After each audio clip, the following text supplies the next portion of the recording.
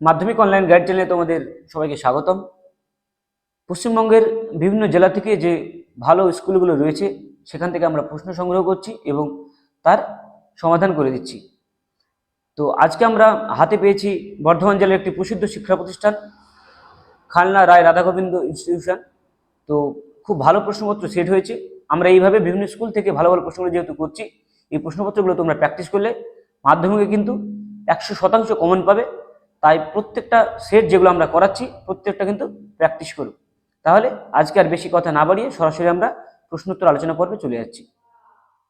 তাহলে দেখো, খালনা রায় রাধাগোবিন্দ ইনস্টিটিউশনের প্রশ্ন আমরা হাতে পেয়েছি।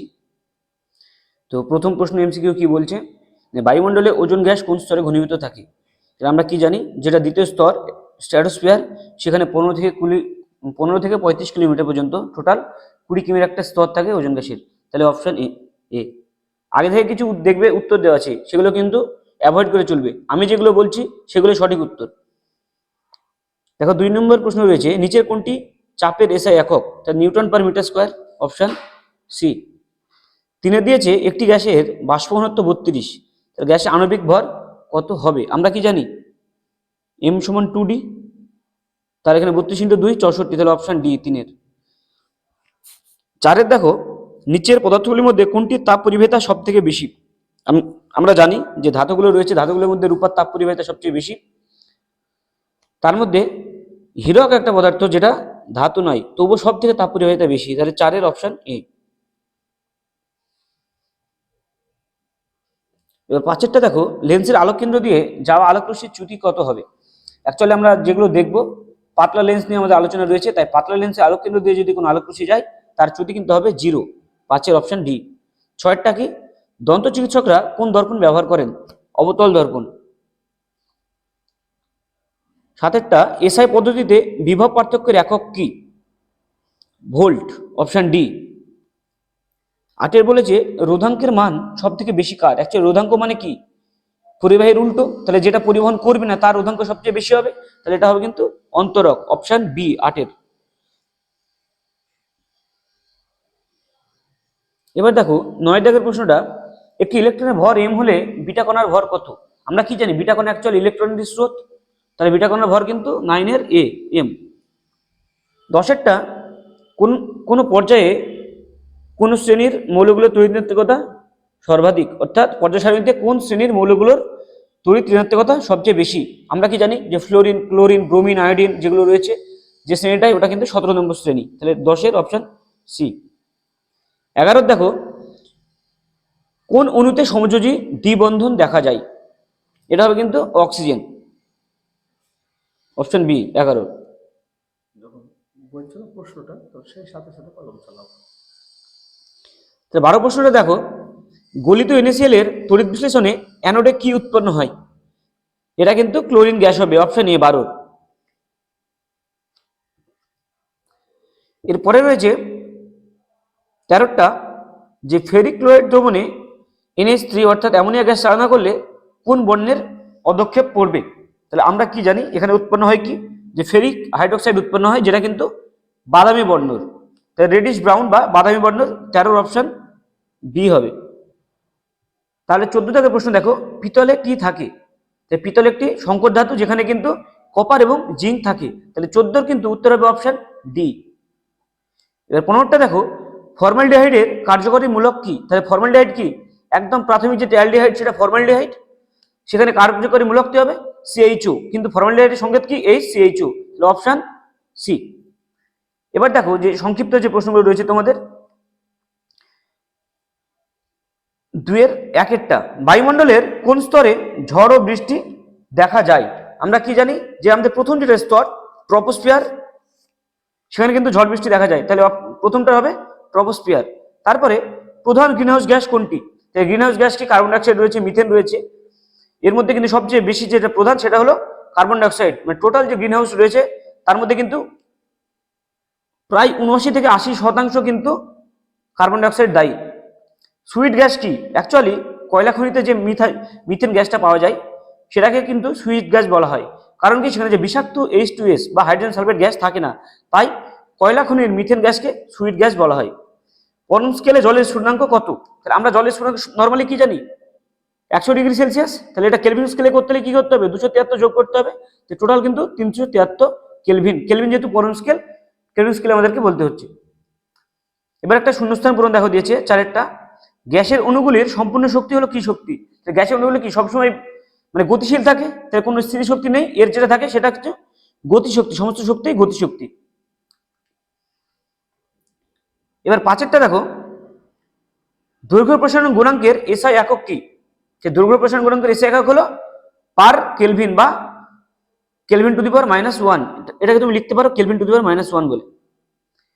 এবার সত্য মিথ্যা একটা চেয়েছে অথবাতে, তাপ প্রয়োগে তরলের কেবলমাত্র আয়তন প্রসারণ ঘটে, একদম সঠিক। এবার আয়তন প্রসারণ দুই ধরনের আছে তরলের ক্ষেত্রে, একটা হচ্ছে প্রকৃত আয়তন প্রসারণ, একটা আপাত। 2-6টা দেখো, ক্যামেরায় কোন ধরনের লেন্স ব্যবহার করা হয়? আমরা জানি সাধারণ ক্যামেরায় উত্তল লেন্স ব্যবহার করা হয়। অথবাতে রয়েছে গাড়ির হেডলাইটে কোন ধরনের দর্পণ ব্যবহার করা হয়?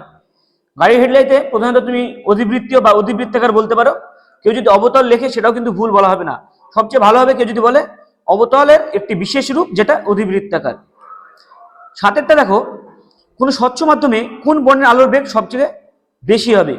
স্বচ্ছ মাধ্যমে কিন্তু লাল বর্ণের আলোর বেগ সবচেয়ে বেশি হয়। তাহলে 8 নম্বর প্রশ্নটি দেখো, বৈদ্যুতিক মোটরে কোন শক্তি কোন শক্তিতে রূপান্তরিত হয়? তাহলে মোটরে কি হয়? তড়িৎ শক্তি যান্ত্রিক শক্তিতে রূপান্তরিত হয়। 9 নম্বর প্রশ্ন, গৃহবর্তনীতে বৈদ্যুতিক যন্ত্রগুলো কোন সমবায়ে যুক্ত থাকে? আমরা কি চাইবো ভোল্টেজ যেন নষ্ট না হয়, তাহলে এটা সমান্তরাল সমবায় হবে।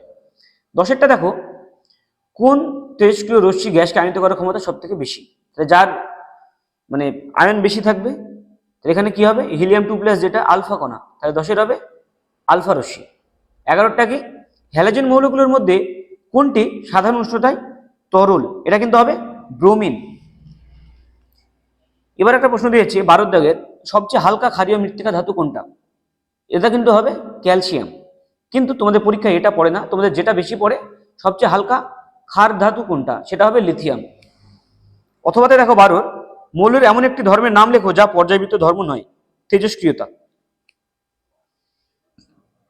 13 দাগের প্রশ্ন দেখো, লিথিয়াম হাইড্রাইড বা LiH এ কোন ধরনের রাসায়নিক বন্ধন উপস্থিত থাকে? এটা হবে আয়নীয় বন্ধন। 14টা, একটি তরল পদার্থের নাম লেখো যা তড়িৎ পরিবহন করে অথচ তড়িৎ বিশ্লেষণ নয়। পারদ বা Hg। 15টা দেখো, একটু মৃদু তড়িৎ বিশ্লেষণ পদার্থের নাম লেখো। অ্যাসিটিক অ্যাসিড হবে বা কার্বনিক অ্যাসিড, দুটোই হবে। 15 অথবা দেখো, কপারের তড়িৎ বিশ্লেষণে বা তড়িৎ বিচ্ছেদনে অ্যানোড হিসাবে কি ব্যবহার করা হয়? অ্যানোড হিসাবে কিন্তু কপার পাত ব্যবহার করা হয়। ইউপ্যাক নাম চেয়েছে একটা 16 দাগের প্রশ্নতে, CH3CH2OH, এটা হবে ইথানল অর্থাৎ ইথানল। 17 প্রশ্নটা দেখো, কাঁচা ফল পাকাতে কোন জৈব যৌগ ব্যবহার করা হয়? এটা হবে কিন্তু ইথিলিন। অ্যাসিডিন লিখলেও নাম্বার কাটতে পারবে না, কিন্তু ইথিলিন লেখাটা সব থেকে ভালো।